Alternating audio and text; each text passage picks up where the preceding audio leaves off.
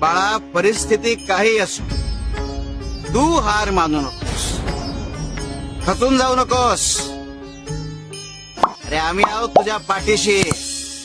तू स्थिर राहा, अडून राहा तुझ्या खरेपणाशी, तुझ्या भक्तीशी. वेळ बदले तसं आंबट कैरीचं रूपांतरण गोड आंब्यात होतं, अगदी तसंच तुझी ही वेळ बदलेल.